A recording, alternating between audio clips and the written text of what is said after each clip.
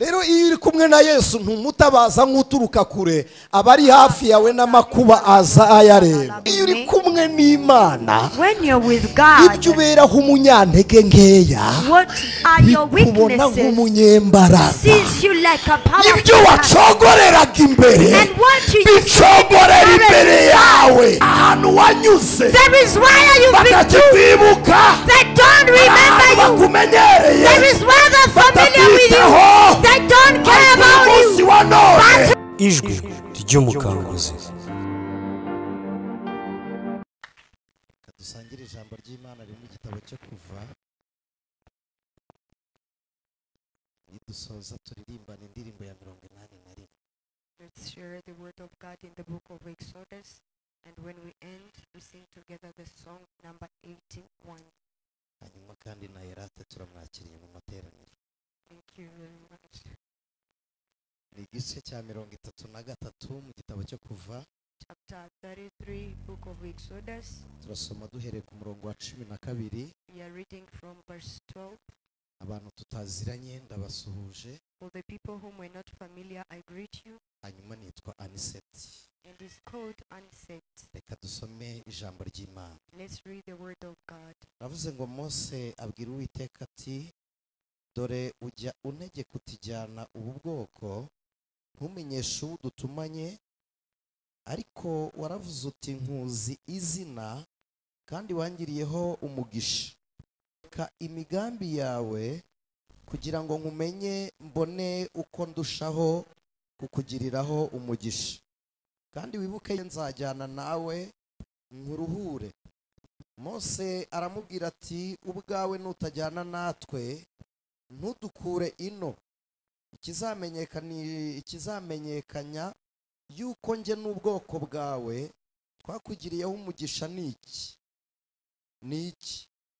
Si uko ujyana natwe bigatuma nge n'ubwoko bwawe dutandukanywa n'amahanga yose yo mu karindwi. Uwiteka abwira Mose ati, n'icyo uvuze icyo ndagikora, kuko wangiriyeho umugisha nkakumenya izina. 18 aramubwira ati, nyereka ubwiza bwawe burabagirana. Uwiteka aramubwira ati, ubwanjye nzanyuza kugira neza kwanjye kose imbere yawe, nzivugira mu izina imbere yawe ko ndi Uwiteka, kandi nzagirira ubuntu uwo nzagirira ubuntu, kandi nzababarira uwo nzababarira. Kandi ati, ntiwareba mu maso hanjye, kuko umuntu atandeba mu maso ngo abeho. Kandi Uwiteka ati, hariho ahantu bugufi bwanjye, nawe uzahahagarare ku rutare, kandi ubwiza bwanjye bukikunyuraho nzagushyira mu bisate by'igitare, ngutwikirize ikiganza cyanjye, ngeze aho marira kunyuraho, maze ngutwikurureho ikiganza cyanjye, urebe mu mugongo hanjye, ariko mu maso hanjye ntihaboneka. Amen. Amen. Akire neza iri jambo ku bwa Kristo Yesu. Receive well this word for Christ Jesus. Se ari abantu bakunda kuririmba. Are there some people who like singing? Mudufashe kandi tujye dukura amagambo mu ndirimbo tuyahindura ubuzima, twe kuyaririmba tuyavuga gusa. Help us so that we can contradict the words. We can take the words of the song not in words but into actions.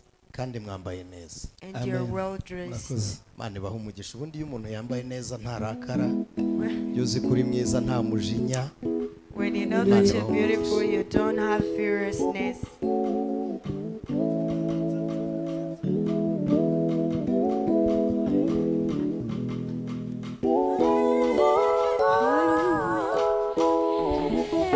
Ndakumva amakuru y'umurwa, uri kura atagera ibyago, kandi umucyo w'umwana w'intama umunsi umwe nzawinjiramo.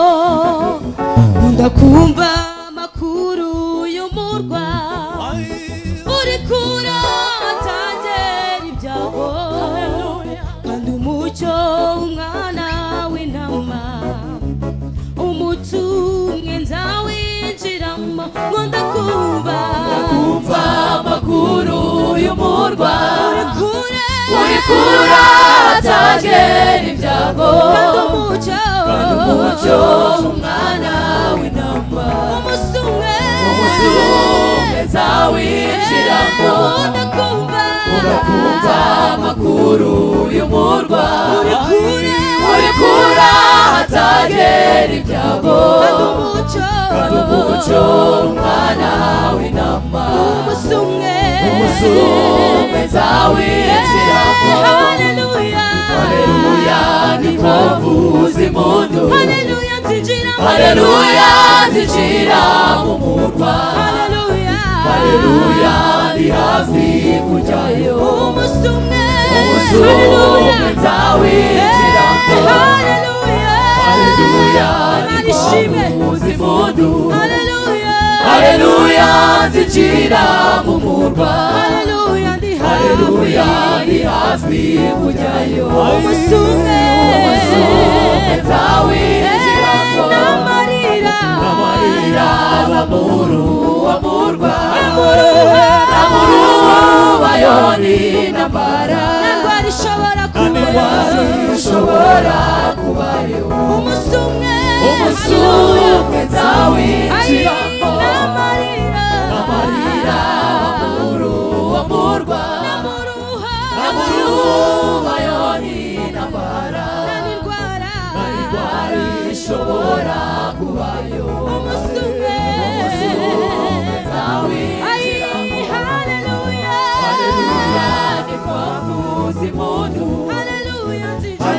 nzinjira mu murwa ndi hafi kujyayo umunsi umwe zawinjiramo nuzuye ibyishimo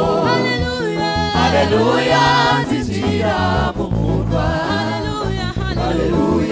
ndi hafi kujyayo umunsi umwe zawinjiramo abazajya muri icyo gihugu bazaba bambaye imyenda yera babikiwe ikamba ry'izahabu umunsi umwe zawinjiramo abazajya muri icyo gihugu bazaba bambaye imyenda yera babikiwe ikamba ry'izahabu umunsi umwe zawinjiramo haleluya nagushidikanya ijuru hariya umunezero Imana ishimwe haleluya baruba mu ijuru nirigiye kuzinjiramo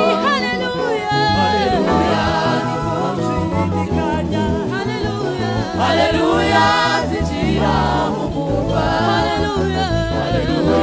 ndi hafi kujyayo nirigiye kuzinjiramo haleluya nagushidikanya ijuru hariya umunezero haleluya baruba mu ijuru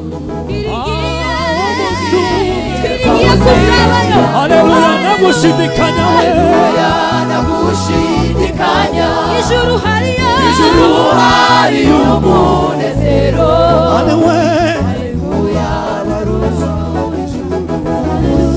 nirigiye kuzinjira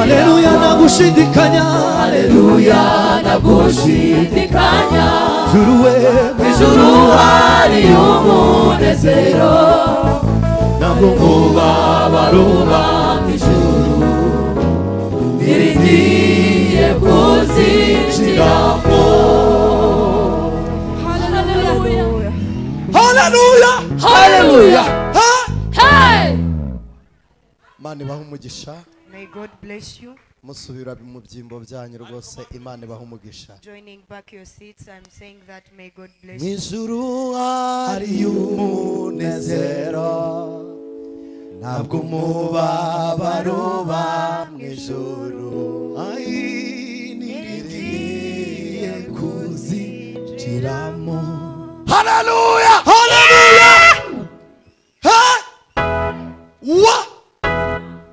ubwo impanda z'Uwiteka zizavuzwa mu ijuru, habaye urya munsi mwiza uhebuje,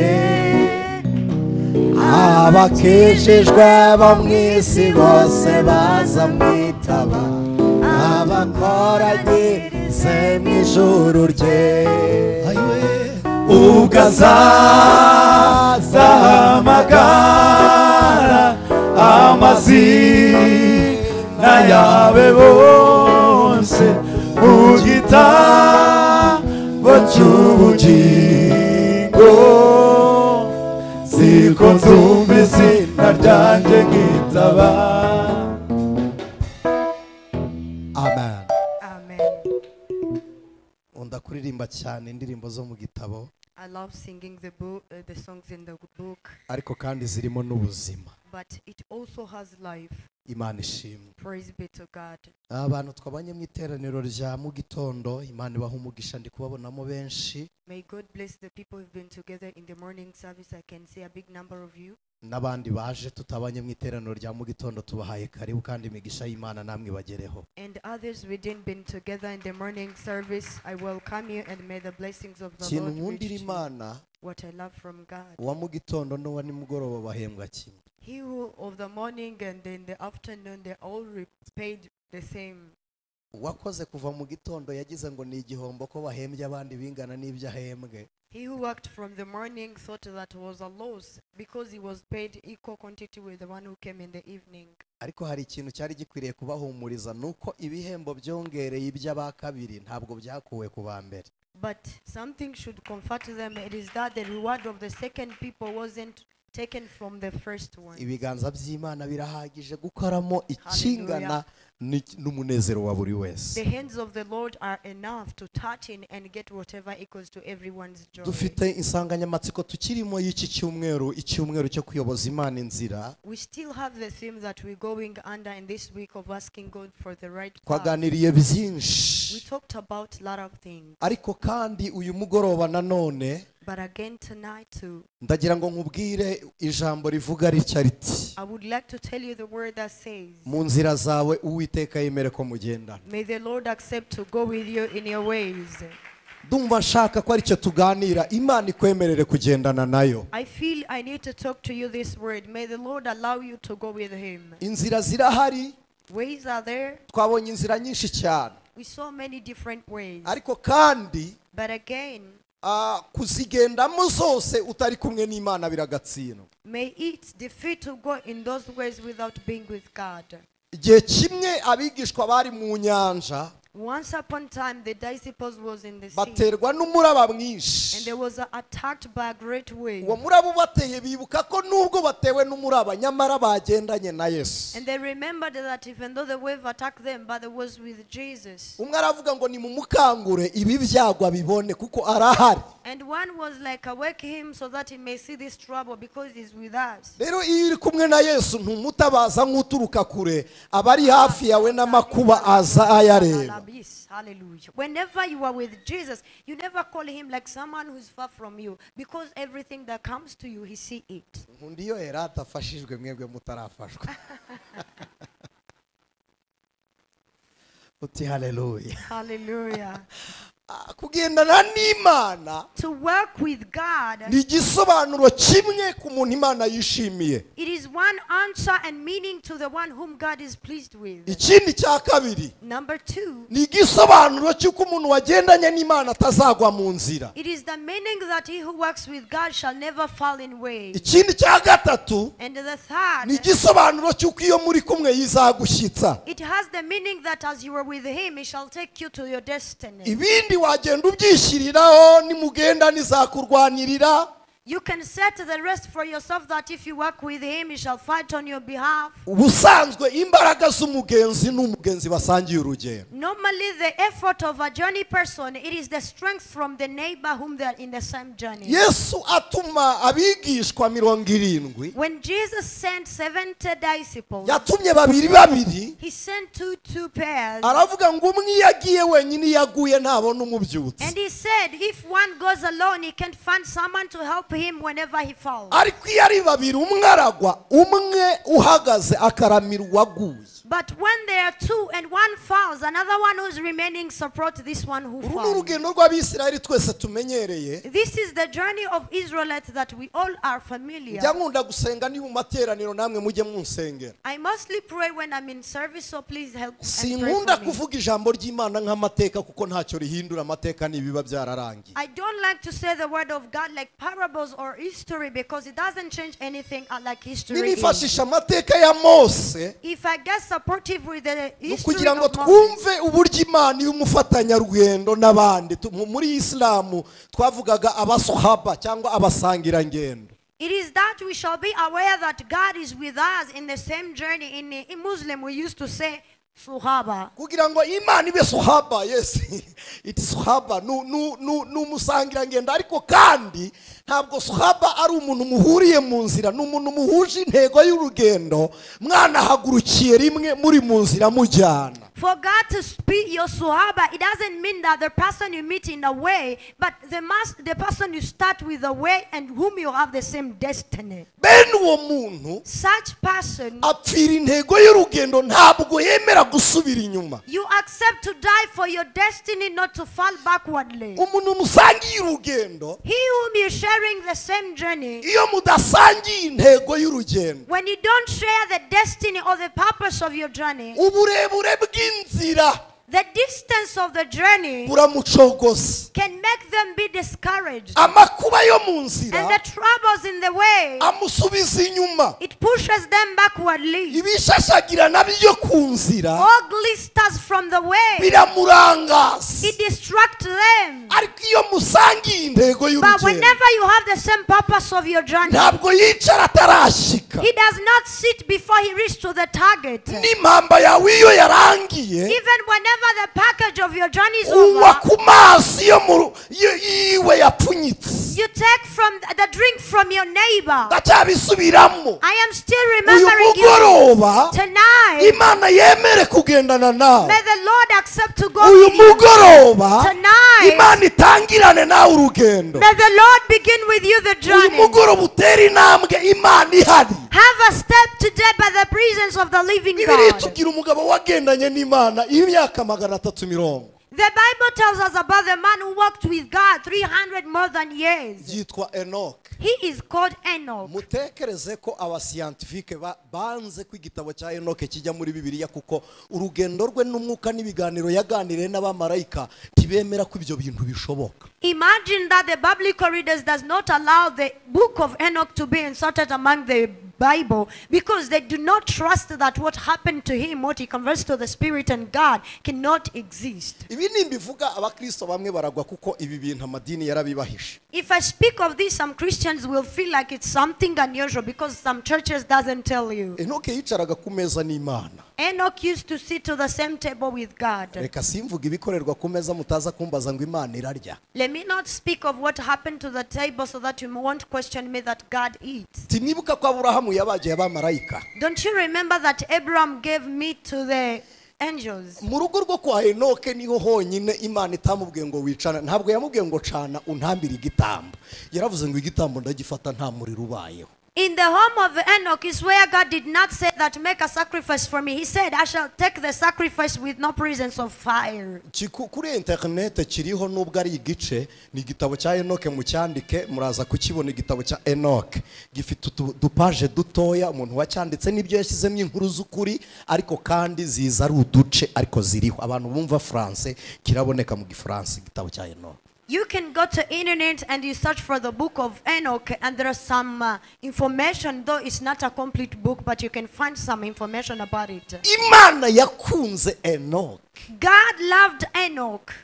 enoke yakoraga imirimo ibiri. He used to do two works. Yarabazaga, He used to carpent, akaba umuhinzi. and he was a cultivator. Enoke yari afite abana b'abahungu. Enoch had boys. Si matindu isomye mu itangiriro urabibona igisekuru cya Enoke. I won't take long from there, because if you read in the book of Genesis, you'll find there the descendant of Enoch. Ariko Imana imanutse igendereye Enoke. But when God descended for visiting Enoch, Enoke ari mu murima ari guhinga. while Enoch was in field cultivating, Abwira Imana ngo iwacu iwanjye ni hano urahazi. Ariko iwawe ntabwo ndahamenya. he spoke to God that this is my place, and you know my place, but I yet know your place. Aribwira ngo ibyo ndi gukora ndi iwacu urabibona. Ariko wowe iyo uri iwanyu uba uri gukora ibiki? He told him that, what do you do at your home? Because you can see what I do at my home. Iyo wagendanye n'Imana Whenever you walk with God, iguha amabanga yayo. He revealed to you His secrets. Iyo wagendanye n'Imana Whenever you walk with God, ikubwira ko ari ku mutima wawe. He tells you what from His bottom of heart. Wayaga tugira ikorasi ivuga ngo nyemerera ngendane nawe. Emerera ngendane nawe. Nyemerera ngendane nawe. Emerera ngendane Uyu nawe. mugoroba Imana yemere igendane nawe. Tonight may the God accept to work with you. Enoke Enoch abwira Imana arayibwira ngo ubusanzwe nubwo unsanze mu murima ibi sinshaka ko bimera mu murima wanjye, ibindi gutongora nkabita kure, nge ndi kurinda uyu mwero ntuzere muri uyu murima wanjye. He told God that I don't want this to grow in my field. Even though I'm taking some aside, I'm protecting my crops. Aravuga ngo uyu ni umurima mbasha guhingamo, ariko mfite undi murima mu mutima ntagangeze isuka naba ari wowe ukuramo umwero mubi, imbuto mbi zimera muri njye zite kuri. And he said, this is the field that I work on, but in my heart I have another field. So go and remove what unnecessities and reject Hano it. hari igihe hamera ibintu tudashaka ko byera. We sometimes can have something grows in us which we don't accept to be like the crop of us. Paulo yarabivuze aravuga ngo ngerageza gukora ibyiza, Paul said that I try to do the best, ariko ibibi bikanga bikantanga imbere. but the worst come forward to me. Aravuga ngo ariko nshobozwa na And he Kristo said, but I'm enabled by the Christ ujye umpa imbaraga. who empowers me. Abwira Imana ngo urandure ikimera mu mutima wanjye udashaka kuzabonamo, kuko sinshaka kugutakaza, nshaka kugumana nawe. And he told God that, God, uproot everything that you don't want to be in my herd, because I don't want to lose you. I need to always stay with you. Kindi gihe Another time, Enoke arimo abaza urubaho. when Enoch was carpenting, Muzi ikintu ababaji bakoresha bita iranda. do you know what the tool they use of carpenting? Aringaniza urubaho rumaze kumera neza nk'uko arushaka. And he straightened his carpenting, Enoke aramwenyura araseka.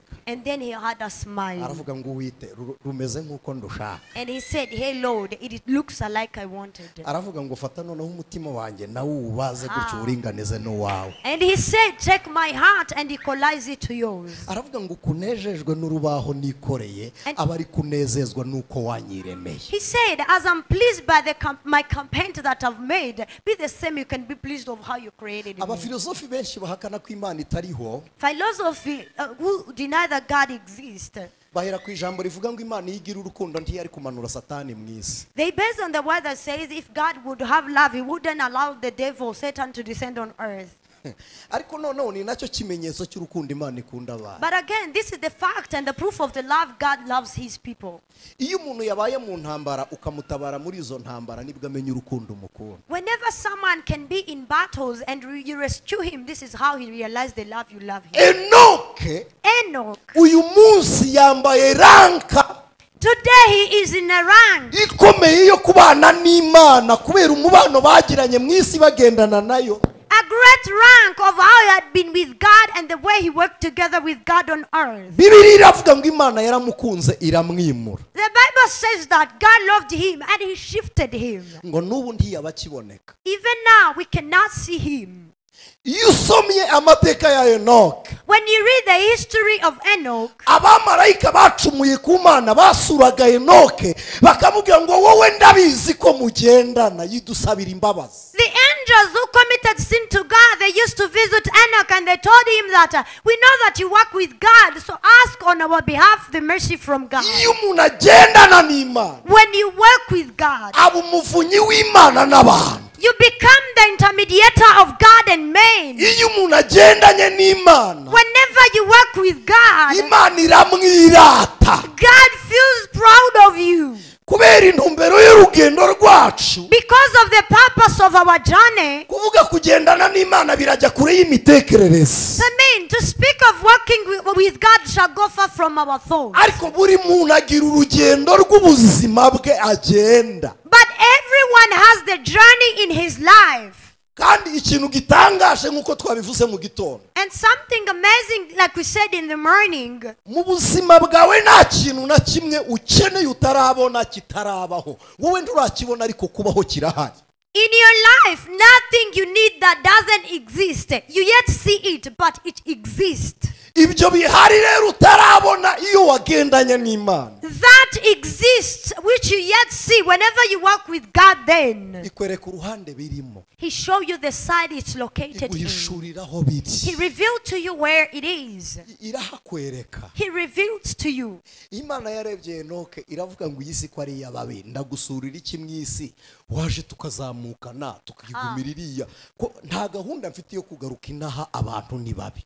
Iramubwira ngo ariko sinumva nanagukuraho umutima ngo sinzagaruke, kuko kugendana nawe nanjye biranezeza. Hallelujah. Iramubwira ngo waje tukijyanira, sinzakora urugendo nawe ntuzambure nagiye tugahorana. God looked at Enoch and he told him that this is a worse world and I don't feel like coming back on earth and I don't want to leave you behind. What if you come, then we go together so that you won't miss me in your way and I don't miss you in my way, because I'm pleased with walking with you. Ndakumva amakuru y'umurwa uri kura hatagera ibyago, kandi umucyo n'umwana w'intama umusumwe nzawinjiramo. Cyiza nushaka wicare hafi. The best is that you may stay closer to the piano. Uyu ni petit frere, He is my young brother. dutuye muri quartier imwe aho tuvuka. We live the same place. We're at our birthplace. Imana ishimwe ko yamuhaye agakiza. Praise be to God that He gave him salvation. Umuhungu uzi ubwenge utuje cyane, A very wise and kind man. ni umuhanga. He's really wise. Najyaga ndagirana na base wabo, I used to shepherd with his najyaga turagirana uncles. inka. We used to shepherd together We cows. ntabwo abizi, ntigeze agera mu rwuri. He doesn't know that because he did Iyo never nakundaga shepherd. kwibera mu nka hirya, n'ubu ndabikunda. Iyo nasuye umuntu ufite inka musaba kuziragira. I mostly like to be with cows Reka whenever I'm musabe with a rero person. abe I just yicaye feel like I hafi, need ndaza to kuririmba shepherd. nubwo ntabizi, ariko mu ijuru nibigeramo nitugeraho bizizana. Though I'm not good singer, I shall be singing it. If it reaches to heaven, shall work itself. Imana ibwira Enoke ngo ndakwemereye ngwino tugendane. And God Ngwino told tujyane. Enoch that I allow you come, we go together. Sinzi niba ari ukunanirwa, reka nitware muri mudu murimo, ndagira ngo reka mvuge gutyo nk'uko muri kundeba murakaye, ariko umuntu urakaye niwe wumva. I don't know if you're tired, but let me go in the same mood like you are. Exactly, ko ni yego niyo mudu itarangara. Iyo umuntu arakaye aba ari concentre. When you're sad, you feel so more concentrated more than how you can be happy. Imana irabyemera ibwira Enoke ngo ngwino. And God accepted. He told Enoch that come. Uyu mugoroba Imana ikwiyegereza ugendane May the Lord nayo. take you closer tonight and walk with you. Twayobosha Imana inzira mu gitondo, We ask God for the right path in the morning. twabonye inzira wowe utageramo We saw the way you cannot reach to kubera situation cyangwa amateka y'ubuzima bwawe, because of your situation or your background history. ariko nubwo wowe utagerayo hari indi nzira Imana inyuramo ikugenderera. But even though you can't reach there, God has another way to visit you. Imana ninyura muri iyo nzira igusanga, If God goes through that way coming to you, ntibirangire gutyo gusa, may it not be ended as that. ntigusige, Do not allow him to leave you ugendane behind. nayo. Work with him. Aho Imana igucira inzira ujye ugendana nayo. And where God makes a way for you, go with him. Kugendana n'Imana bituma umuntu akiranuka. To work with God turns you righteous. Iyo umuntu agendana n'Imana Whenever you work with God, amera nk'akagarura rumuri. you become like a side mirror. Akagarura rumuri ntikagira umucyo. A side mirror does not have light. I mean reflector. ariko iyo kegereye itara But whenever it's closer to the lamp or kagarura light, umucyo wa rya tara, it reflects the light of this lamp. hari imbaraga udafite. There is power that you don't Imana have. ntigendana nawe, If God works with izo you, mbaraga zirakugaragaraho. the power shall manifest on hari you. ubwiza utagira. There is beauty you don't have. Imana ntigendana nawe, But if God works with you, arabagirana. you will shine. hari ubwenge udafite. There is wisdom you don't have. Imana ntigendana If nawe, God works with you, irakwigisha. He will teach you. niko yavuze. This is what He yaravuze says, ngo nzakwigisha, that I will teach you ugire inama, and advise you, mwereke inzira and I show you the ukwiye way kunyuramo. that you must go through. nta muntu ukwereka atakwegereye. No one can direct you without being closer kugira to ngo you. Imana ikwereke inzira, For God to show you the yemere right path, kugendana nawe, and He accepts to go with you, yemere kugendana and nawe. He accepts to go with you. haleluya. Hallelujah. enoke Enoch, amaze kwisanga ahagurutse agiye gutangira kugendana n'Imana, after he realized that he's beginning a journey with God, ariko ari wowe wabigenza gute? wahaguruka ugahita wiruka? if can be you, can you directly run? wategereza ko ishingura intambwe mukajyana? Can you wait for him to start a step and you make it? enoke yasigaranye icyo kibazo. Enoch had the same question. aravuga ngo ninyijya inyuma irashingura intambwe rimwe ihita ishyikanya iburi. He said, if I go behind God, he shall start a step and I remain behind him. erega umuntu akurikira uwo banganya intambwe. Actually, you follow the person whom will have equal steps. enoke n'Imana ntabwo banganya intambwe, Imana ishingura rimwe yashyitsi yijya. But Enoch and God does not have equal steps. God make one step and arrive to where he want to reach. arangije aramubaza ngo ndagendera he? And then he asked him, where shall I enoke go? abaza Imana arayibaza ati ngende ntese? And Enoch asked God, where shall I go? umuntu ujyanye nawe agenda ate? He who goes with you, who walk with you, how do they agendana behave? n'Imana agira umyifato.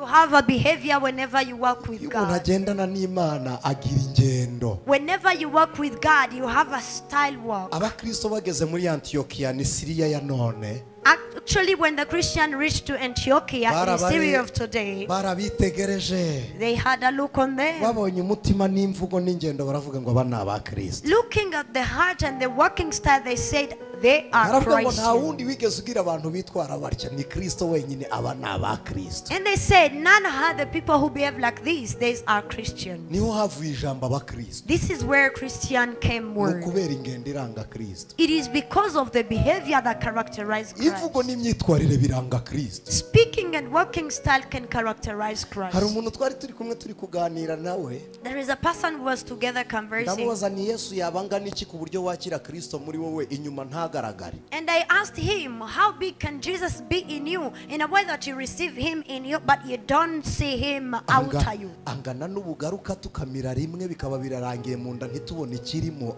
Yesu angana te ku buryo umubika mu nda cyangwa mu mutima bikaba bihuriyemo inyuma ntitubone ko ahari?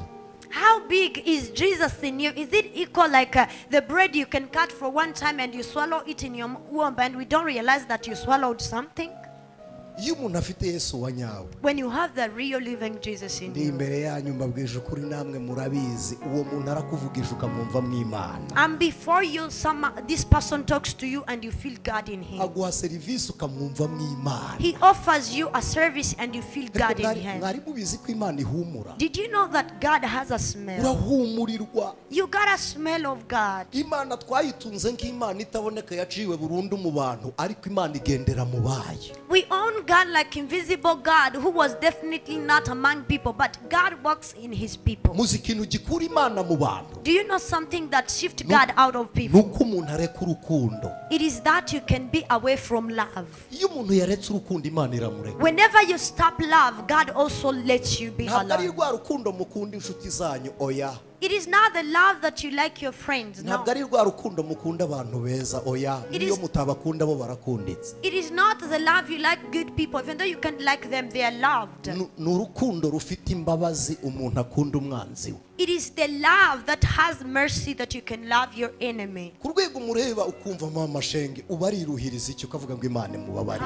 Urwo rukundo gusa rwo kumwaturaho ineza rutuma Imana iguma ari igicumbi cyayo muri wowe. That love of seeing your enemy and you say, oh my God, why are you transforming yourself? And you keep loving them. You become the dwellings of God because of that love. Niko Yesu yavuze, yaravuze ngo n'ababi nabo ibavubira imvura. This is what Jesus said, that he can also give rain to those bad ones. Yabwiye Abaefeso irababwira ngo kuko mwaretse urukundo rwanyu rwa mbere. He told Ephesians that as you stopped your before love you had, Nzaza nkuri igitereko kitabaza hacyo. I shall come and remove the lamp in your midst.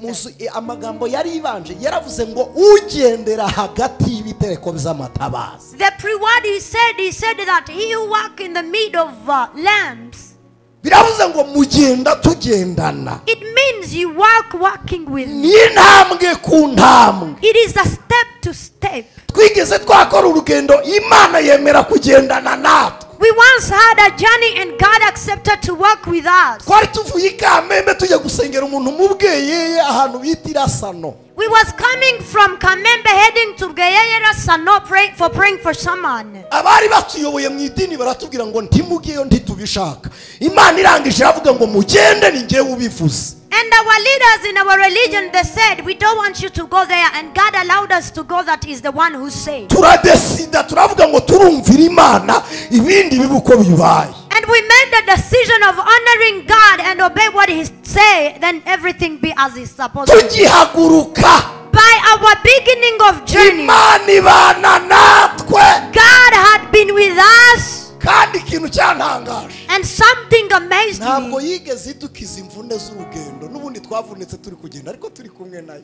He did not take us away from this tiresomeness of journey, but it happened with his presence. Hari igihe abantu bagira ngo kugendana n'Imana ni ukudahura n'amakuba, ni uguhura nayo ariko ntaguhitane. There is time when people think that to work with God, it is to be away from troubles. Yes, you go with troubles, but it doesn't kill you. This is the benefit from that. Mwene data twari kumwe uwo munsi nawe turi kumwe hano yanyweye ku mazi yo muri Nyungwe ahita bikiragi kuvuga biramunanira ntiyongera kuvuga amazi yanyweye yarakonje cyane kuvuga biramunanira cyatumaga tubona ko ari muzima nuko yataga amarira kandi akamuvinga. The brother and we were together in that journey is around here. He drank water from Nyungwe and directly he couldn't be capable to speak. The reason of why we realized that he's still alive is that he was capable to show out his expression by crying and showing us some expression that is still normal. Yatamarira kugeza sozi ibirometero 12 ko kuva Ipindura ugera centre ya Bweye hari ibirometero 36 twabigenje amaguru ariko turi kumwe n'Imana.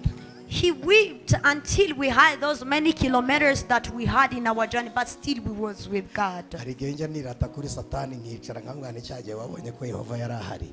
That time, there is a time that come I feel proud to the devil and they say, did you know that Jehovah was around that time? Kugendana n'Imana ntubigira ibizirato aba ari igisobanuro cyuko utazi Imana yariyo. Do not turn it proudness to work with God. To work with God and you don't feel proud of that, it is a meaning that you don't know how good it is to be with God. Hari umugabo w'inshuti yanjye ntabwo muvuga simvuga n'ahantu akora ariko ni umuntu utoroshye arakomeye mu cyubahiro cyo mwisi ariko kandi ni n'umukristo. There is a good friend of mine, I want to mention his title. He's really great on earth as well. He's a Christian. Byari umwana wa kabiri naramuhamagaye ndamwani wamfasha ukantwarira umwana ukamugeza mu rugo. When I gave birth to my second child, I asked him, can you help me to drive my child to home? Ariko kandi nari ntaramenya titre ye yarasanzwe ari inshuti yanjye duhurira mu masengesho ariko ntazi uwari we. And again, ndamuhamagara iyo menye uwari we ntabwo nari kumuhamagara ngo arwarire umwana ariko namuhamagaye ndazi uwari we nsanga no mugabo uca bugufi utuje umeze neza arwarira umwana noneho anyura ku muntu. And again, I yet know his title. I knew him like a humble man. We prayed together. And when he came, when he was shaking my baby, he passed by to a person. Umuntu arangije arikanga andevye manuye ikirahure ndamwana twabyaye udusure amurebye arikanga mbona abandi bigenze bitera. And when he was driving, we met a person, and then I waved to this person. He was scared. I was like, what's going on? bukeye mu gitondo aza kundeba And in the morning, this person came to visit me. arambwira ngo buryo uziranye na runaka numvisha ahantu akora nihagarara nk'umuntu wari ubizi ariko ntabwo nari mbizi. And then he told me that, do you know this man? Listening to his title, I was surprised. I holded myself to pretend like if I knew that, but I didn't know. arangije arambwira ngo ngo Imana ishimwe ngo narakubonye muri kugendana numva ni igitangaza. Nshuti y'umusaraba, niba hari abantu tugendana nabo abandi bakikanga, niba hari abantu tugendana nabo bikaba icyubahiro kidufubika bikaba kava idukavaringa, uratekereza kugendana n'Imana, uratekereza bisa bite kugendana n'Imana? Biraruta ibyo.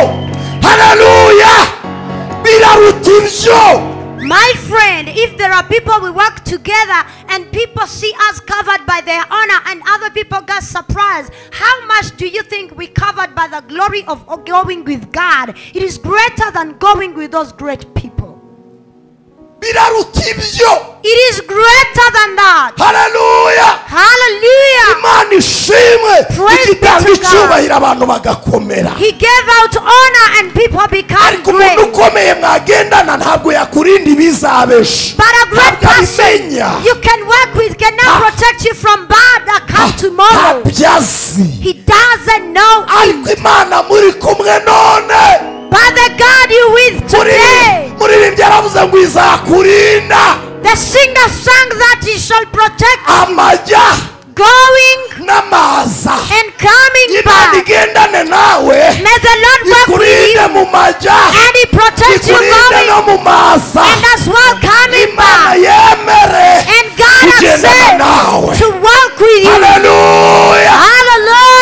Yemere kugendana May nawe. the Lord accept to work with you. Imana ibyemere. May God accept Imana to igendane that. nawe mu nzira zawe. May God work with you in your Mu nzira ways. y'iterambere zawe. In the way of your Ku ntebe Imana prosperity. ikwicajeho. To the chair Mu God rugendo has unyuzemo given you. rw'ubuzima. In the journey Mu of mibereho life. yo mu rugo. In the life of Mu your gihe cyo home. kwirerana abana. In the time of Muri uyu raising baby mujyi wa alone. Kigali. In this city of Muri iki Kigali. gihugu. In this country. Wagurutse mu kirere. Whether you Imana fly. yemere May kugendana the nawe. Lord accept to go with Imana you. yemere kugendana May the nawe. Lord accept to go Imana with you. yemere kugendana May the nawe. Lord accept to go with you. Umugoroba wo kuyoboza Imana It inzira. is an evening of asking God for the Inzira right z'Imana path. ziriho. The ways of God Ariko are open. biragatsindwa kuzigendamo tutari kumwe May nawe. He defeat to walk in Imana those ways yemere with no kugendana God. nawe. May God accept to go with you. Amen. Amen. Iyo wagendanye n'umunyacyubahiro wambara icyubahiro cye kandi utabayeho. When you walk with someone who is honored, you're covered by his honor, and yet you're not this person.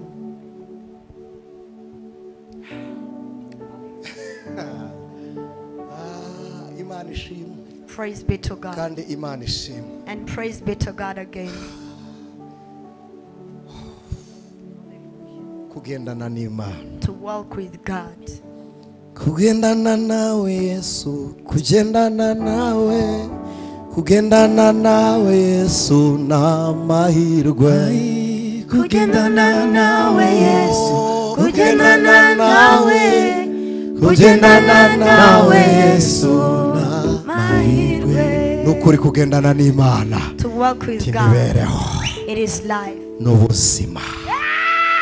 Ni imibereho. It is life. Kugendana n'Imana. To walk with Uba God. uri fiyeri. You feel Uba proud. wumva ntacyo utinya. You feel not scared Aho by unyuze inzira something. zirafunguka. Wherever you pass, the Umuntu way is wagendanye open. n'Imana He who walk with God, niwe ufite urufunguzo. it is the one who has a key. Ugendana n'Imana ntawe ukingiranwa. To walk with God, no Buri padlock rembo can ryose be before you, riragukingukira. and every gate get open for Iyo you. ugendana n'Imana Whenever you walk with God, ibinyembaraga kuri wowe biba ibinyantege nkeya ukaba umunyembaraga kuri the byo. powerful things become weak before you, and you become more powerful to Mana yemere them. kugendana May the nawe. Lord accept to walk with you. Twageze bweyeye We reached at Bugeyeye. inkweto nari nayiguze nukuri ntabwo ari komanteri si ukugira ngo mufashwe aho kugira ngo mbeshyere imbere y'iteraniro nabasetsa byose byaba ari imfabusa kuko kugusetsa no kukubeshya byose ntacyo bimara. Tafadhali kugusetsa byakangura amarangamutima ukishimira mu nzu y'Imana. Ariko nibwo bwa mbere nambaye inkweto umunsi umwe irasaza ndayijugunya.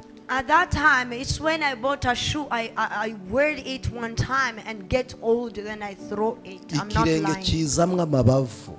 The feet had some tumors up. Ariko kuko twari twagendanye n'Imana. But because we worked with God. Twabaye nk'abinjira mu iteraniro gusa ntiyagira ubirariraho naba mbabeshye. Twinjiye mu iteraniro gusa abadayimoni barataka tutavuze ngo mu izina rya Yesu, nta uvuze ngo toka Satani, abadayimoni baravuga ngo ngaba baraje. We entered in service and demon realized our presence and they said they are here. Numvishe dayimoni ijwi yigiriye ndavuga ntireka ngo uhorahoze n'ubundi wapfuye kare. Nanjye ngira ikiganza navuga ni soka. Hallelujah. Sari imbaraga nkomoye kuwo twagendanye. When I heard the demons was crying out, I took my hand and I said, come out. It was the power of the one we worked together. Mfite agahungu kajya kigira akantu kari danje cyane. I have a boy who turned himself very dangerous. Igeze sohoka dutuye imbere y'ibibanza bya kese sociale hari ikinyinya ahantu bita Ngaruyinka kumurama hejuru imbere y'ikibuga cy'umupira. We live at Ngarinha before the ground of football. Dusanga umugana w'imbwa, imbwa nyinshi zarengaga nk'umunani ziraho ari ku kagoroba twari tuvuye guherekeza umuntu dusanga zirahari ziraho ngaho. We found it like 8 dogs was around there. We was coming from escorting someone. Imbwa imwe ihumye kagahungu gahita kamfata kanje inyuma. And Karambira ngo iyo ni imbwa. when one dog, back, this boy came behind me. It was like, that's a dog. Giranyangora hasi ntoribuye nako gafata umukungugu ntabuye kigeze gaterura nako gafata umukungugu nkubise ngira amahirwe imbwira afatwa imwe irabwejuru irirukanka nako gatera y'umukungugu karangeje ngo papa nguzi ko imbwa zintinya. And when I took a stone and I throw it, my son took dust and he throw it. And when the dogs was barking, he was like, my dad, did you know that the dogs are scaring Iyo uri me? kumwe n'Imana When you're with God, ibyo uberaho umunyantege nkeya what are your bikubona weaknesses? nk'umunyembaraga. Sees you like a powerful Ibyo man. wacogoreraga imbere And what you used to bicogorera imbere yawe get discouraged before kubera you ubudahangarwa bw'Imana because of the greatness of the God. ubugenderamo You walk in uba uri it. mu ntsinzi You live y'Imana. in the victory of Imana God. igendane nawe. May God work with you. Haleluya. Imana Hallelujah. igendane nawe. May God work with you. Amen. Amen. Imana igendane nawe. May God work with you. Garuke kuri Mose. Coming back to Moses. Uyu Mose Today, ni umuheburayo he's an Hebrew. avukira muri Egiputa. And he was born from Egypt. Avuka mu muryango wo kwa Lewi. He was born from the family of Levi. Yavutse mu gihe abandi bari kwicwa ariko ararokoka abaho. He was born in the season where other boys was being killed, but he lived. Impamvu ya mbere yo gutsinda The first reason of your success, nuko yari yakize urupfu rwica abandi akabaho abandi bapfa. the first reason of his success, it is because he escaped from the death that killed others. Iyo niyo mpamvu yawe nawe. And this is your reason. Ubwo hari ibyo watarutse bigahitana abandi ukabuhari ni ikimenyetso cyo gukorana n'Imana kuko ikorana n'abazima. Like you escaped some things that killed others, to mean it is the sign of working with God because he works with the living people. Hari intwaro Apoloni yari afite mu rugendo rwa mukristo. There are weapons that Apollon had in the journey of Christian. Yafataga ibihanga byabo yiciye mu nzira akabyereka abantu bazima ababwira ngo dore n'abandi narabarangije. He used to take the heads of the people he killed in the way and he proved to others that, look, I have killed others. Uziyo Apoloni ari kukwereka igihanga. Do you know when Apollon is showing you the head? Ni ikimenyetso kivuze ngo ari kukwicisha urwisha abandi ntarwo agifite. Ari gufata abapfuye akabakwereka uri muzima urahari. It means it is a sign of showing you what killed others, and instead he doesn't have this power so that he may kill you with that image only, but no longer powerful. Nibyo ibihanga Apoloni ari kukwereka nibyo n'iby'abapfuye ariko ntabwo ari igihanga cyawe ari kukwereka. Yes, the head is showing you. It is the head of the people who died, not your head who is still alive. Satani ntafata ibyawe yishe ngo abikwereke nawe wumve ko upfuye n'ibiriya byapfuye ariko wowe uri muzima. Do not allow the devil to show you your things that died and you say you're dead to know. It is the things that died but you're still alive. ntabwo ari wowe wapfuye, It's not you who ntabwo ari died. ibyawe byarangiye, It's not your materials, your everything which is over. wowe uracyariho. No, you're still alive. Imana ishimwe, Praise be to God. wowe urahari. You're alive. Mose Moses, amaze kuvuka, simvuga amateka ye, nababwiye ngo njya senga Imana indinde kwigisha amateka gusa. after he was born, I won't speak of his history like I told you before that I asked God to not preach about history. Muzi uburyo bafashe nyina akajya kurera Mose ari kwa Farawo, agahemberwa kurera kandi ari kurera n'ubu. You know how his mother was turned into the nanny to raise the baby, and he was paid for his own baby, and he was even raising his own child. Umunsi nyina wa Mose yacutsaga Mose, And the day the mother of Moses stopped from breastfeeding her, amusubije kwa Farawo atazongera kumwonsa. when he took him to Pharaoh without no more breastfeeding him, Yaravuze ngo nimureke musigire urwibutso, amusigira impetso y'Abaheburayo. he said, allow me to leave him something that should remind him of me. And he gave him the towel of Hebrews. Aravuga ngo ni musrebura kubera abana b'ibwami ka Mose mujye mukereka umwenda w'Abaheburayo. And he said, if you Umubwire ngo uyu ni wowe celebrate waguhetse. the children from the palace, please show him a towel and tell him that this is what was used to carry you. Nicyo kimenyetso cyamweretse ko ari Umuheburayo. Ajya kubaza amateka bamubwira aho yatoraguwe n'umukobwa wa Farawo, niwe wamwise Mose, bisobanuye ngo nuwo ndohoye mu mazi. And this is the proof of fact that he was the son from Hebrews, and he was called Moses, the one who was taken out of water. This is the name the daughter of the king gave him. Amenye ko ari Umuheburayo, aravuga ngo singuma hano kwa Farawo, reka njye mu buretwa, nibura nkora akazi k'intica ntikize, ariko ntacyo ngakorane na bene wacu. And after realizing that he's an Hebrew, he decided to go and do some works. Those should be harder, but he do it with his own people.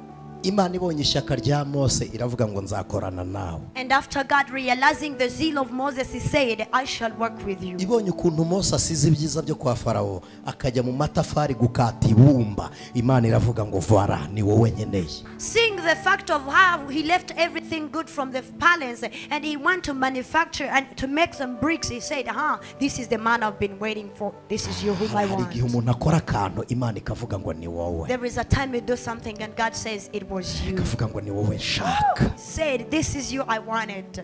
Hari umumeya umwe ntabwo muvuga, ni meya, simvuga izina rye, aba mu karere kamwe, ntabwo ayoboye muri uyu mujyi wa Kigali. Ni umudiyakoni ahantu ku itorero, nagiyeyo ndi umwigisha mukuru, nyuze mu gikari gato ngiye kureba ku nyubako zo mu gikari, nsanga meya ari guhata ibirayi mu kikoni yakira abashyitsi. There is a mayor who's leading a district. I don't want to mention his name. And when I was going somewhere to preach, I went in the veranda of that construction. I found it. He was peeling some sweet potatoes there, some Irish potatoes. I was surprised. Ntabwo bimukuraho kuba meya. Yaravuze ngo nshaka uyu mugisha wo kwakira abashyitsi. Aravuga ngo aha ndi guhata. Yatuduhaye ubuhamya uburyo yarari kwakira abashyitsi. Umuntu bari kumwe mu kikoni yuzura umwuka, aramubwira ngo Imana ikuringanirije intebe. Aravuga ngo aho nayikuye rero ndahazi, aravuga ngo nyirindiraho n'ubundi nayivanye, no mu guca bugufi ngakora ibi. Hari ahantu Imana ikivugira ngo voilà ni wowe. And this man said that I feel I need to work for the blessings of serving the servants of God. And he told us testimony of how someone was filled by the Spirit because of this testimony. And he gave him the prophecy that God gives you a good chair. And he told us that I should protect my chair to where I got this prophecy. Agakiza kagasirimu ntabwo kabamo guca bugufi. Agakiza kagasirimu ni buri muntu amenye titre yawe kandi ahita remera, ugasanga abantu twaremereye. Ariko reka mbabwire, nushaka kugendana n'Imana ca bugufi, kuko iyo wishyize hejuru muri kumwe, iyo ugiye kuyisumba Imana irasunika ikageza ku ruhande ikavuga ngo nkinguruka, icyubahiro ni icyanjye. Ariko amwe mu mahame atuma Imana ikomeza kugendana nawe ni uguca bugufi, kandi ntabwo ari ububwa.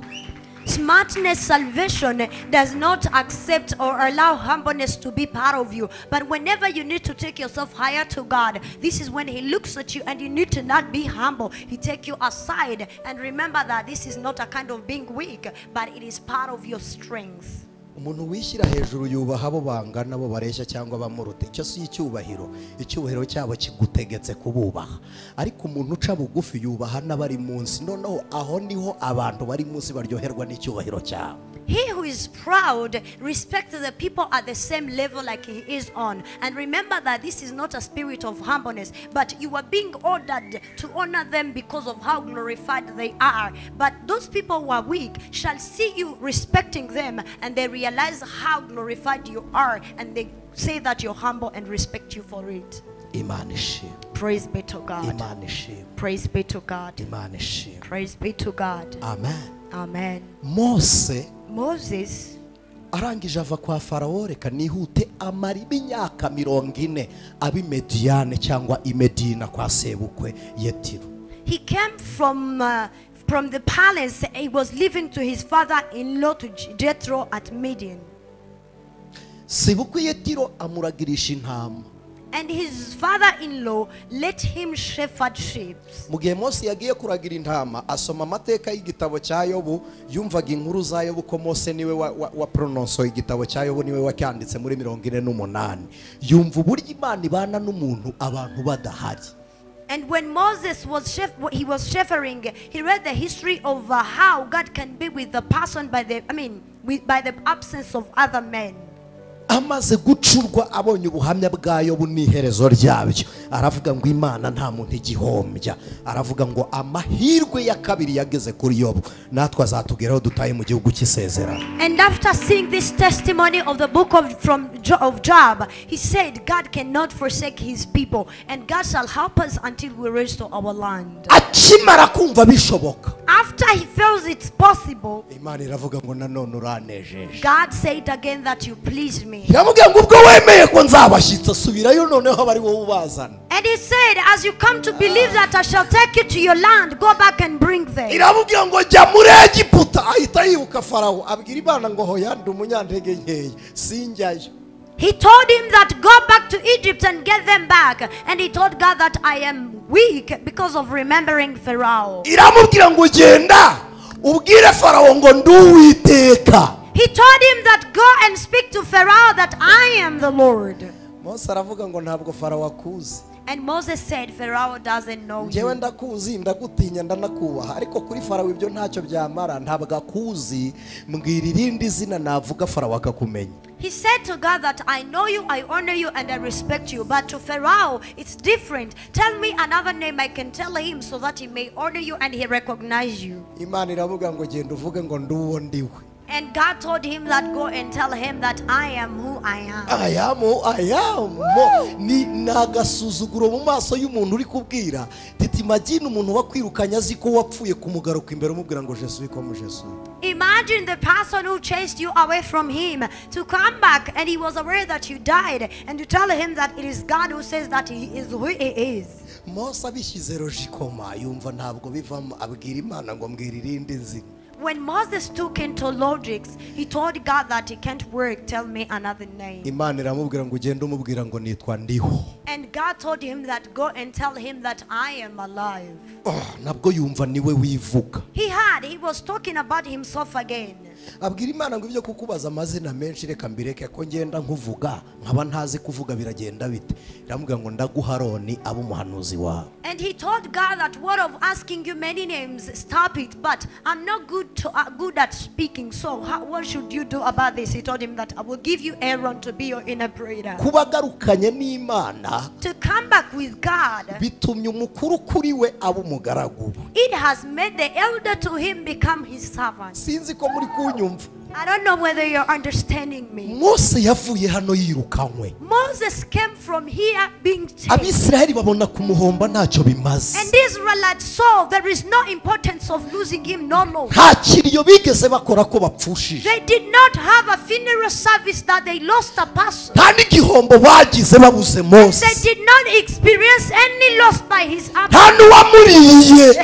And nobody cried for him. Bari bamenyereye gushingura impinja. Baravuze ngo nagenda apfe nk'abandi ntacyo bitwara. They was familiar of burying young babies, and they said go and die like all others. It doesn't matter. Ariko agarutse.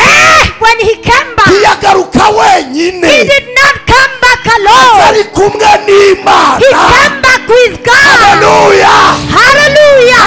ahantu wanyuze There is where you've been to. bakakikwibuka They don't remember ahantu you. bakumenyereye There is where they're familiar with you. batakwitaho They don't care ariko about uyu munsi you. wa none But today, usohoke muri erayono be out of Elayon Imana with God. ujyane nayo Go with God. Haleluya Hallelujah. usohoke hano gutyo gusa Do not come Tera umuntu outside here ikiganza muri just kumwe now. Give a hand to ubwire your ngo neighbor bigaragare ko wagendanye and nayo say, may it be known that you've been with uyu God. mugoroba bigaragare ko wari uri kumwe n'Imana May it not be known that you was with bigaragare ko wari God. uri kumwe n'Imana May it not be known that you was with bigaragare ko God. wakoranye n'Uwiteka May it be known that you was with God. Haleluya Hallelujah. ibyo ngibyo ubwabyo That itself, bituma Mose it makes Moses aba shebuja wa mukuru we. become the master of his big brother. He who walks with God has servants. Agendanye n'Imana agira abagaragu He who works with God has servants. ntabwo abiterwa n'ubwibone It doesn't come because of proudness. uye kugendana n'Imana birabazana gusa Hey, no, to work with God, it brings ibyo servants. ubwabyo bizana abagaragu That itself brings servants. hari abantu bajya bavuga ngo ntibamenyereye ngo amaprotokole y'abashumba n'abapasitori There are people who say that they're not familiar with the protocols of shepherds. umuntu wayigiraga yari ikaze ni Yesu He who had a serious protocol was ntiwari Jesus. kumugeraho utanyuze ku bagabo be You wouldn't reach to him before passing to his men. Ntibishoboka. It is impossible. n'abigishwa bose ntibari bafite uburenganzira bwo kumuvugisha Even not all disciples who was allowed to talk to him. babwiraga Petero akavuga ati ariko burya nubwo tuba turi hamwe ariko Yohana niwe umubaza nimwongorere Yohana They used to Yohana tell Peter, akamwegera. and he say, even though you see us closer to him, but it is John who easily talk to him, and they whisper to John, and John goes to God. reka da mutaza kugira ngo hari imikino yari protokole iri siriyasi kuri Kristo Did not think that was a joke. It was a serious protocol to ntabwo Jesus. mwasomye umugore wari ufite umwana uterwa n'abadayimoni amwegera abigishwa baravuze ngo tuva inyuma uri kudusakuriza Didn't you read when this woman who had a child possessed by demons, disciples told him that, be away from our behind, you're making noise to us. Yesu aramwirengagiza umugore abyiganye cyane avuza induru arangije ageze kuri Yesu aravuga ngo si byiza gufata ibyo kurya by'abana ngo tubijugunyire imbwa And Jesus ignored him, and the woman decided to shout loudly. And then when she arrived to Jesus, and he was like, it's not good to give the food of children to the dog. uzi impamvu yamwakiriye nabi akamufata mu cyubahiro cy'imbwa k'umunyakananikazi nuko Kanani yari yaravumwe yari akiriho umuvumo wo kwa Kanani Yesu amurebye amubona nk'imbwa ntiyamuha ihumure kuko abigishwa nabo ntaryo bamuhaye baravuze ngo uri kudusakuriza Yesu amureba muri rangaje ya protokole ye aravuga ngo gabanya akavuyo. Do you know why he underestimated him? It is because he was coming in the image of Canaanites. And remember that at that time, Canaan was still under caste. And he did not use a good protocol. He violated it. And Jesus talked to him in the same image of violation to the protocol. None se mwagize ngo Petero yacomoye inkota ajya gukata ugutwi ari kurwanirirana. Do you think Peter took a sword to cut an ear of a person and he was fighting on whose behalf? Erega iyo mutabaye seriye ku mavuta ntabakorera. When you don't become serious to anointing, it doesn't serve you. Hari abantu bagendera mu mavuta nk'inkweto zijabuka bakagenda bibavamo ejo bahari none badahari ejo bahari none badahari inkweto zigenda zishinguka ayo mavuta gukorera rusange ntabwo akora by'umwihariko. There are people who work in anointing like the people who are wearing the shoes which doesn't fit them. These shoes which can always be out of your feet. To mean what? You out today, you're in out, you in and out. That's anointing works for you generally, not particularly. Hari umugore wari seriye wamenye ko ibihungu byari ibinyarugomo nyina wa Yakobo na Yohana arangije aravuga ngo ntabwo bizamenya kwivuganira kandi bibana nawe reka mbyuke mu gitondo mwiyisangire aragenda aramwe ati wabahaye umwanya w'iburyo n'ibumoso. The mother of Jacob and John saw that his son were not serious, and she decided to come to Jesus particularly, and it was like, why can't you give them the left and right side? Abagendanaga na Yesu babifataga nk'ibintu biri aho bisanzwe ariko abantu bababonaga batambutse bari kumwe na Yesu baravugaga ngo abanabi bakabona icyo cyubahiro ubundi igihe kinini ahantu utinze urahamenyera ku buryo uhanyura unasinziriye. Actually, most of the time, whenever you take long somewhere, you just pass by even when you're closing your eyes. And whenever I don't take it like a normal, it becomes really fruitful for you. ariko umuntu utahamenyereye uzarebe iyo umuntu yicaye muri sari wawe ari ubwa mbere. Have a look for the person who's seated in your salon for the first time. Umugirire neza ugira akantu ureba uba umuhagurutse iruhande gatoya.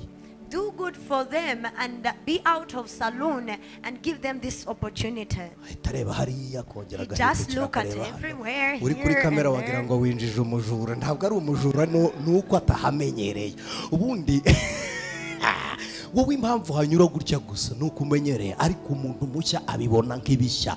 Iteka ryose iyo uri kumwe n'amavuta ukayabona nk'amashya arakora, kuko amavuta akuze agira oderi yayo itandukanye n'amashya, ngira ngo murabizi. Iyo rero buri kintu cyose ukigize gishya kuri wowe kirema ibishya bihoraho. Actually, whenever you can be on camera, you can think that this person who visited you is a thief. No, and because for you, you come to your home as your family and you pass by around, even though you can be closing your eyes, it works.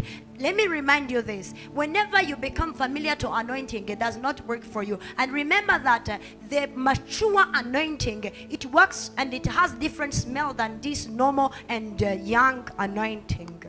Umugore abonye na Yesu amwirukanye ahita akubita amavi hasi aravuga ati kizimu nyirukanye undeba. And when the woman saw Jesus was chasing her, she knelt and said, the best is that you're chasing me while you're seeing me. aravuga ntacyo umbwiye nabi ariko turi kurebana. Agira atya aramubwira ati samahani Jesus, njyewe nifitiye umwana ubabashe. Aravuga ngo ntacyo reka mbi imbwa yawe, ariko basi ku meza yawe se nta buvungukira buherukaho. Ntabuhaba. Knelt and said, Jesus, I am sorry my child is really suffering, but even though I can be your dog, on your table aren't some things that remain, there some rest of food. Hari umwami udasigaza se? Isn't there any king who doesn't have some rest food? Nta mwami udasigaza. Aramuti ndakwinginze nyihera ubuvungukira birabaye reka. Ntabwo nje kwigira umwana n'imbwa sirya ubuvungukira buvuye ku meza ya ba nyirazo. Every king eats and on his table it remains some quantity of food. He said, I'm not turning myself a child. Allow me to be the dog. But as the dog can eat the remaining food of the tables of their master, I will do the same. Uretse gutitiriza protocol yari yamujugunye. Except of persistence, the protocol have chased her away. Yesu yegezayo abandi abwira abigishwa ngo nimwegereyo. Arambwira ngo wa mugore ufite kwizera kwinshi. And Jesus spoke to disciples that go away and spoke to her that woman, you have a great faith. Afite kwizera kwinshi ari imbwa. She has a great faith and is a dog. Ntabwo twafata ibyo kurya by'abana ngo tubihe imbwa. Wa mugore ufite kwizera kwinshi yarizeye ava mu bubwa, Kristo amubona mu rubyaro. We cannot take the food of the children and we give it to the child. And you woman, you have a great faith. To mean what? She had faith and she came out of dogs. She became a child. Aramubwira ngo igendere. And he told her that Umwana wawe arakize. your child is Uyu healed. mugore yari umusirimu atansiyo yahise areba iminota. Bibiliya irabivuga, komantere iravuga ngo igihe yabwiriwe ngo arakize ngo nicyo gihe umwana we yakize. Yageze yarababwira ngo yakize, nibyo ndi kubibona ko yakize, ariko se yakize ryari? This woman was really smart. When Jesus told her that your son is healed, she looked on her watch and then she went at home. She found that the baby was already healed. He was like, you saying that she is healed. When was that? Hari umugabo w'umwarabu yanditse igitabo kivuga ngo Kristo umuturanyi wanjye wa bugufi. There is an Arab man who wrote a book that says, Christ, my nearby neighbor. Yes, akita Christ my neighbor, nyine umuturanyi wanjye wa bugufi. It is called Christ, my neighbor. Yaranditse aravuga ngo kimwe mu bintu yubahiye Yesu ngo nuko ijambo rye ryakoreraga igihe. He said that one of the things he honored to Jesus, it is that his word works on time. Atansiyo, uyu mugabo ntabwo yizera Yesu, niyo mpamvu yamwise umuturanyi. Be careful. He doesn't believe in Jesus. This is why he called him Nyine a neighbor. n'umwarabu wanditse umuturanyi w'umuyuda. Yes, he's Niyo an mpamvu Arab yakize igitabo cy'umuturanyi. who wrote a book of a neighbor, a Jew. Avuga irema uburyo Yesu yaremye inyoni. Korani niyo ibivuga uburyo Yesu yaremye inyoni, azihumekeramo inyoni ziraguruka ziragenda. Aravuga ngo n'imikino ya Yesu yajyaga iba mizima. And And he spoke of how Jesus created birds and he breathed in them and then it flied. And he was like, actually even the jokes of Jesus was really good. His games work. Imana ishimwe. I wish he can have a game. Abisirayeli bagiye kubona babona Yesu, babona Mose agarutse mu izina ry'Uwiteka. And Israelites saw Moses was coming back in the name of the Lord. Nimunyumve ngeze mu isaha yo guhanura ntoze. Listen to me, this is the time of prophesying, then I conclude. Ndimuze gutegereza ko ngoresha ururimi rw'umwuka ndi kubyumva ku bitangaza byamanutse. Do not wait for me to use the spiritual language. I'm feeling that the miracles have descended. Hagarutse Mose wagiye, It came back and Moses went. ariko agenda baramwirukanye. But when he was going, he was chased. None Mose ugarutse ntiyirukanwe ahubwo aratumwe. And then Moses who's coming back is not chased, but he's sent. Hari ahantu wanzwe, There is where he was rejected. hari igihe utigeze ukenerwa, There is a time he was not needed. hari abantu bagufashe nk'umunyantege There nkeya, are people who considered you weak. ariko nugarukana n'Imana But if you come back with ntabwo God, ugaruka nk'uwirukanwe, you will not come back like the one who was uragaruka rejected. nk'intumwa y'Imana You will come back like the messenger ije of gushaka God, icyubahiro cy'Imana aho ngaho who's coming to seek for the glory of God aho there, utemerewe, where you was not aho accepted, wasuzuguriwe, where you was hari despised. icyubahiro cy'Imana There is glory of God kizagarurwa no kuhagaruka that shall kwawe. be restored by your coming. Haleluya, Oh, hallelujah! haleluya. Hallelujah! Twirirwa tuvuga karande zo kwa sogokuru, We always speak of the generational castles of our twirirwa tuvuga grandfathers. ibicaniro byaho, We always speak of its altars. ariko igicaniro gisenywa n'ikindi. But an altar is broken by an altar. Muri Egiputa ntibashakaga Mose, In Egypt, they didn't want Moses. ariko Abisirayeli bari muri Egiputa baramukeneye. But Israelites in Egypt are in need of him. Hari ahantu batagukeneye, There is where they don't need you. ariko Imana ikugiza umutabazi w'abariyo. But God turns you into a rescuer of Imana the people igusubiza there. aho wanyazwe uri umutware. May God take you back where he was seized being Mose an ajya authority. kugaruka, When Moses was coming agaruka back, n'icyubahiro cy'Imana, he came back with the glory of agaruka God. n'izina rishya ry'Imana, And he came back with the new name of God. agaruka n'inkoni iri mu butware bw'Imana, And he came back with the staff of authority agaruka of na God. misiyo nshya y'Imana, He came back with the new mission of God. agaruka n'ihumure ry'Abisiraheli. And he came back with the comfort of Israel. Aravuga ngo nari ngarutse, And he said, I was nari coming back. ngarutse. I was coming back. Haleluya, nari Hallelujah. ngarutse. I was coming back. Hari umunsi nigeze ngira ibyishimo byinshi, There is a day I had overjoy. nibwo bwa mbere nanejejwe n'akantu gato cyane, It was my first time to be pleased by something small. ariko nezerwa ibyishimo byinshi. But I had overjoy. Nigeze najya kwitorera ahantu nabatirijwe njya kwaka icyangombwa cy'uko nabatijwe gusa, uwari uhayoboye arantuka ngo mve imbere w'abandiwe. I went to my mother church to ask for a recommendation of baptism, and the leader of that church was like, "Be away from my sight, you bandit." Kubera icyo urampora icyambwa mufe. Why? What are you blaming me for? He said, "Be away from my sight." Ntabwira ntabwo mbasabye cyuko ndi umukristo, mushobora kuba mutabyemera, basi mwarambatije. Ni nkumi cyuko nageze muri Yorodani sinyisubiremo icyo cyonyine gusa. Barambwira ngo sohoka. I said, I'm not asking you the recommendation that I'm a Christian. I'm asking you the recommendation of my baptism so that I won't go back to Jordan. He was like, "Come out." Njya gusengera ku kirwa ahantu bita kwireba. I went to pray to the island called Ireva. Imana irangije irambwira ngo uzaba umushyitsi w'abanzi bawe. And then God told me that you shall be the guest of your enemies. Bazakwitegura nk'umushyitsi w'Imena. They shall be ready for you like the main guests. Irambwira ngo uzabasubiramo. He said you shall go back to them Aribo bagukeneye. and they will be in need of you. Mpamvu mbabwiye ngo nibwo nanejejwe n'akantu gato. The reason why I told you that this is when I overjoyed by something Banditse small. invitation y'igiterane bandikira umuvugabutumwa mukuru Aniseti niyo mugabo. They wrote an invitation to the senior guest, Anset Mugabo. Diya wacu Aniseti dusangiye amakuba yo muri Kristo Yesu. Ayiwe. Dear Anset Mugabo, whom we share the troubles in Christ Jesus. Turabizi ko Imana igukoresha, ariko mu gihe ufite gihuye n'iyi tariki ari umuntu uzi gukompoza leta kabisa. They said, we know that God used you, but in your time, if you can match with this date, Mwazemera kubana natwe uwo munsi mu giterane. would you accept to be with us in a crusade? uza akantu kanejeje. Do you know what pleased me? Nuko banyandikiye leta y'icyubahiro ndafite umwanya. It is that they wrote me an honored letter when I had no time. Ntabwo nari mpari. I wasn't available. Nari narahatanze. I gave out this date. Nange nezezwa no kubabwira ngo murakoze ariko si impari. And I was pleased to tell them that thank you, but I'm not available. Hari ahantu wavuye udakenewe. There is where you left Ariko and you kuko wasn't wagendanye needed. n'Imana. But as you Uragaruka walk with n'icyubahiro. God, you come back. Hallelujah! Hallelujah! Asubirana icyubahiro. You go back there with glory.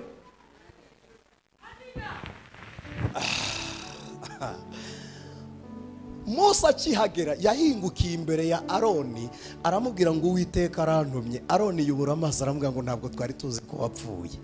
Ngo twari tuzi ko warangiye wapfuye. Mose aramubwira ngo hoya Imana irantumye ngo mbabwire ngo nimutahe ngo tugire dute. By the arrival of Moses, he met first Aaron and he told him that God have sent me. And Aaron was like, we thought you died many years ago. He told him that, no, I'm alive. God have told me to tell you that, go back to our land. He said, go back where? Dutahe. What? Hari umuntu uri kunyumvira mu mubiri nababwiye ngo nageze igihe cyo guhanura. You're listening to me through flesh, but I'm in my time to prophesy. Bibiliya iravuga ngo kwizera kwa Aburahamu ngo yarizeye bimuhanira no gukiranuka ngo ariko kubwo kwizera yabaye umusuhuke mu gihugu yarazwe akibama ari umusuhuke. Actually, the Bible says that for the faith of Abraham, it was turned him to live freely in the country that he was in, like refuging.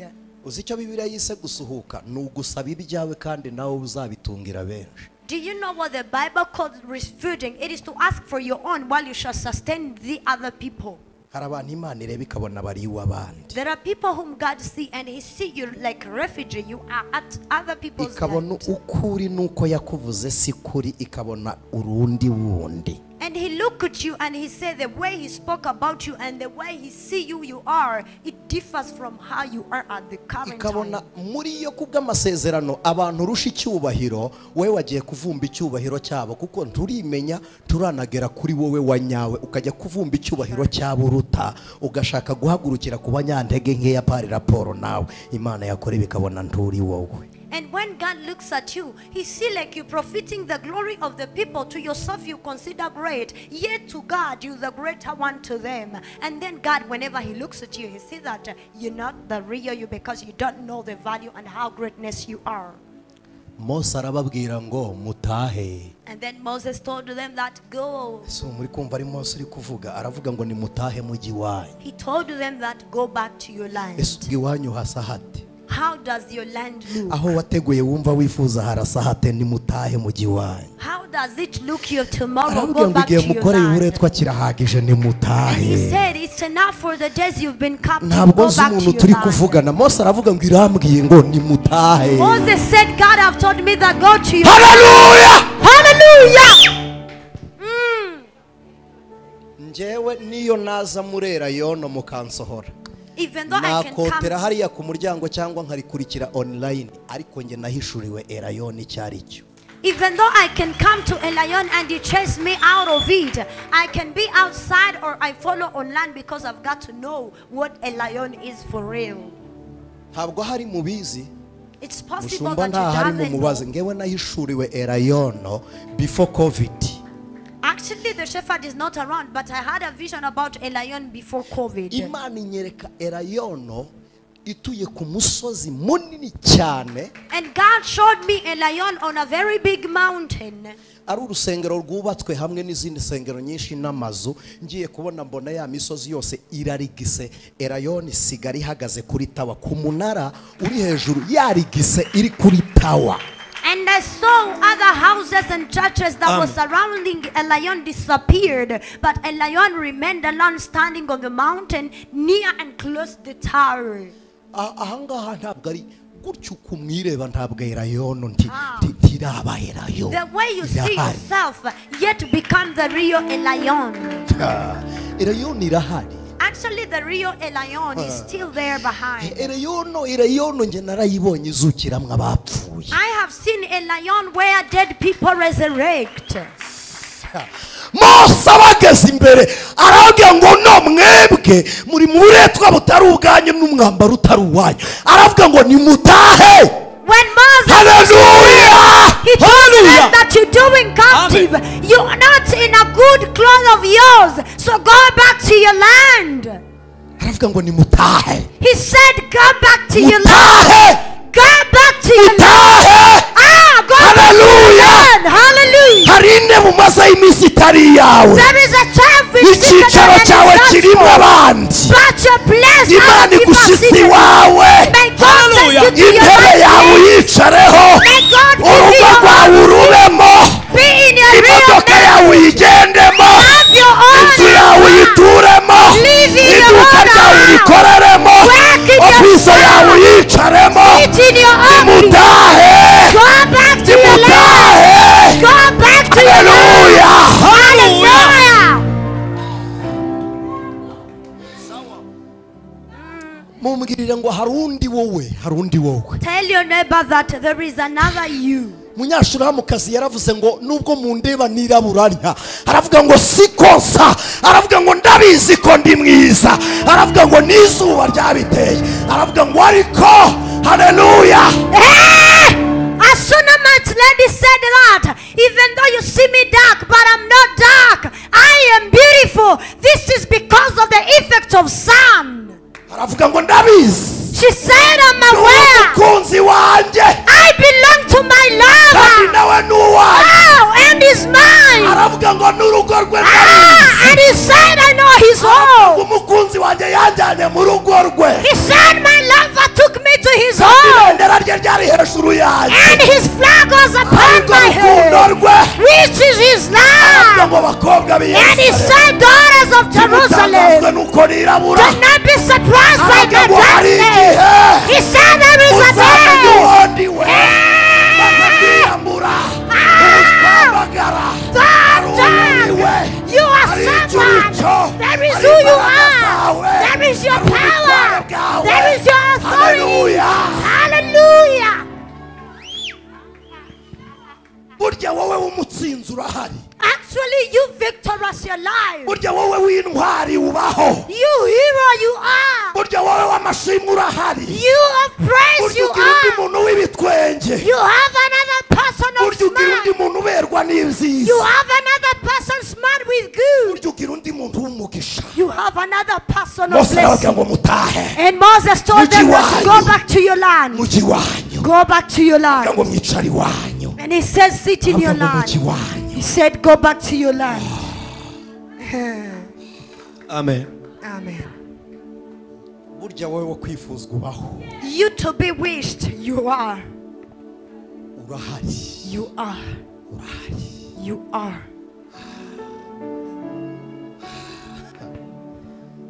Ndahamya neza ko tutibeshe kugukurikira ni byiza, ntacyo bidutwaye, ntacyo bidutwaye kugukorera, ibendera ryawe rizahora rizamuye kuri twe. Isezeranye nawe isezerano ko tutazakureka, Yesu we tukwemera. Haleluya, haleluya.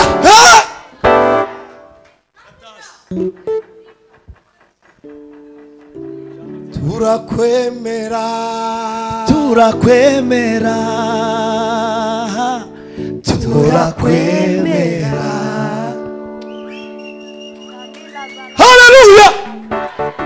Wahindukiriye abanyegiputa Egiputa maze urabatungura, urabitegereza bacikamo igikuba, wongera urabahindukirira kuri ziga ku magare yabo, warengeraga Abisiraheli wabakuye mu maboko ya Farawo, wabambukije ya nyanja itukura, nuko uhereye kera uri Imana itaneshwa we. turakwemera turakwemera ayiwe turakwemera turakwemera nukuri turakwemera dushonje cyangwa duhaze turakwemera ayi dushonje cyangwa duhaze turakwemera dushonje cyangwa duhaze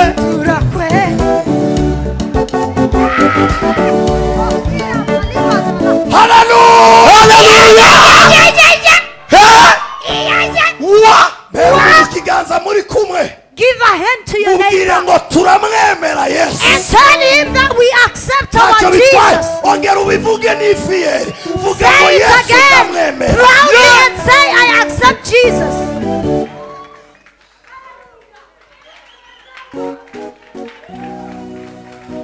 nimwongere mwicare dusoze Sit again, then we conclude. Hallelujah. burya Actually, let me tell you. burya Actually, penina nashaka yitonde may Penina be careful. ibere rya Hana ribamwe amashereka The breast of Anna has milk of baby. Woo! reka mbabwire Let me asa tell you.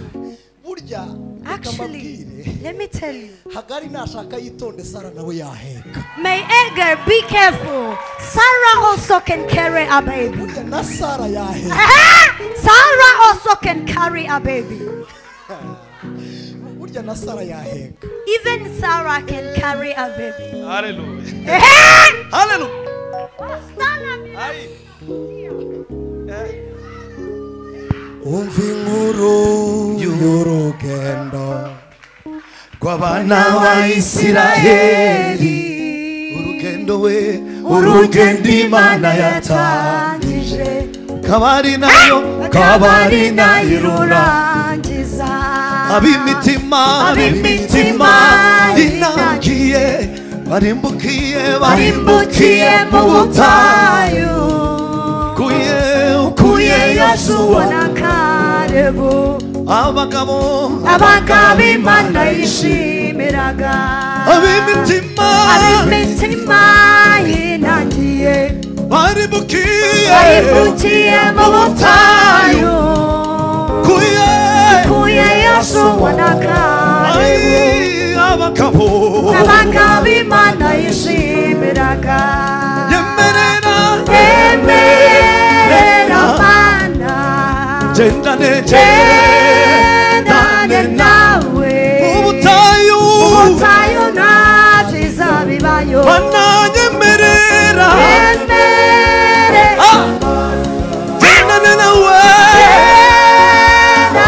nawe ubutayu we ubutayu ntabyiza bibayo ayitwemerere yemerera Mana tugendane nawe ubutayu we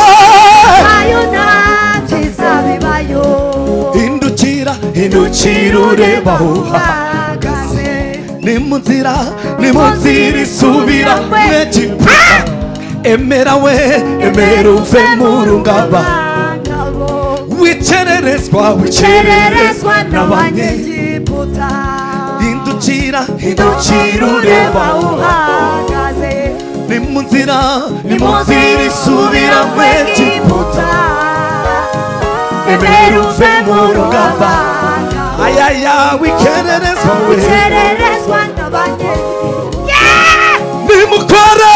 nimukore amahamba mubibwire bandi bose ko tugiye kugera iyo tuja nimukore amahamba mubibwire nabo bandi bose ko tugiye kugera iyo nemerera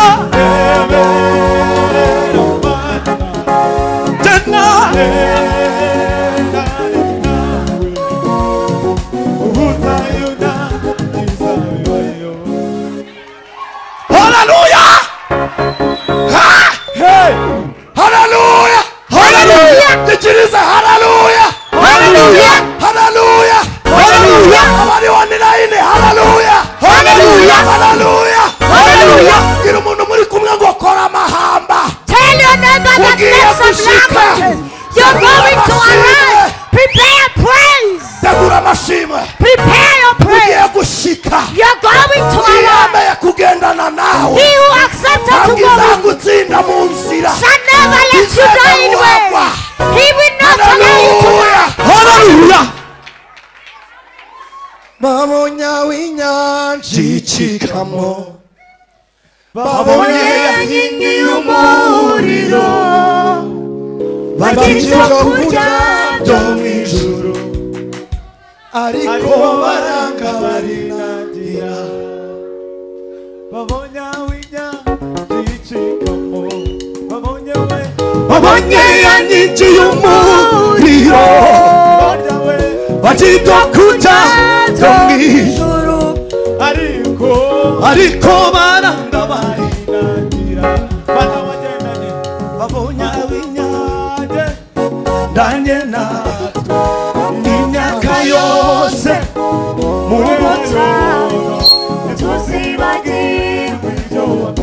ndagira ngo dusenge muri ubu buryo I want us to pray in this way. fata umuntu ikiganza muri kumwe umubwire ngo Uwiteka yemeye kugendana nawe Hold your neighbor's hand and say, the Lord have accepted to go with you, kugira ngo akuruhure umutima so that he may give rest in your heart.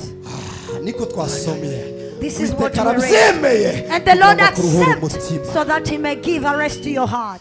yabwiye Mose ngo kuko wangiriyeho He umugisha told Moses that as you've been favored in my sight, nkakumenya izina and I got to know your name, ndamubwira ngo icyo nacyo he said that also. ndagikora I will do that. iramubwiye ngo kundeba ntiwandeba And- ariko basi ndagushyira bugufi bwawe He said, to see me can't work, but I will take you closer to me. Oh, Imana ikwiyegereze bugufi May God bwawe. take you closer to him. Imana igushyire bugufi bwawe May God set you closer to him. ijambo ryarambwiye ngo hahirwa umuntu Uwiteka atoranya The akamwiyegereza word told me that blessed are the one whom God chooses and take kugira them ngo abe mu closer, bikari by'Imana so that he may live in dwellings of the Lord, atungwe n'ibyiza bya and they may be gusenga. sustained by what of the Holy of ngo Church. ngo azatoha nk'imikindo And this shall be fresh like plum, ngo agire amakakama n'itoto and have greatness and youngness forever. hari ahantu bugufi bw'Imana He is near. hari ahantu bugufi bw'Imana There is somewhere closer to mu God. nzozi uryamye gushyire bugufi bwawe In your dreams, may God take you mu kazi closer ukora to igushyire bugufi bwawe At your work, may God mu take you muhanda closer ugenda to igushyire bugufi bwawe May the road when you're going, He mu take rugo you closer igushyire to bugufi bwawe May at your home, God get you mu closer to Him. burwayi Imana ikwiyegereza In illness, may God take you closer to Him. Mose yaravuze ngo uba mu rwisho rw'isumba byose Moses said, He who in hidance of the Lord, azahama mu gicucu cy'ishobora he shall byose dwell in the shadow of the kuko Almighty Imana God. yagendanye nabo Because God walked with no them, ku nyanja habonetse inzira even on the sea, the way was Imana yoroshye appeared. ibyari bigukomereye May kuko God yagendanye nawe turn weak what was harder to you. rambura ibiganza byawe Stretch up your hands. Mana turagushimiye We thank you, God. utwemereye kukwegera You allow us to be closer ko to you. wagendanye natwe As you walked with us, hari ahantu bugufi bwawe there is where closer udukiriza indwara that you heal, utangira mariage that you give wedding, ukiriza ubugumba that you rescue from watangira marriage, ubuzingo you give love, ahantu the bugufi love. bwawe There is where near mariba y'amashimwe in the springs of natwe praises. turaharyamye We also lying there umugezi w'agakiza k'Imana in the river of your wongera salvation, utudubirizeho so that it may again be pure on impumuro us. y'ubugingo bushya In the smell of new life, yongera itumanukire descend to our life. umwuka wera w'Imana And the spirit of the living wongera God, umanukire muri twe descend within us. ndakwegereye Yesu I'm closer to you, Jesus. negereye wowe I am closer to you. ngiye kure y'abantu I'm far from men, ngiye kure y'indwara far from illness. mu mbaraga zawe I'm coming in your kugira ngo power, nanjye unyuzuze so that you may feel me, kugira ngo nanjye unyuzuze so that you may feel mu me. izina rya Yesu In the Kristo name of Jesus Christ. amen Amen. Imana ibaha umugisha mu izina rya May Yesu God bless you. ijwi ry'umukanguzi.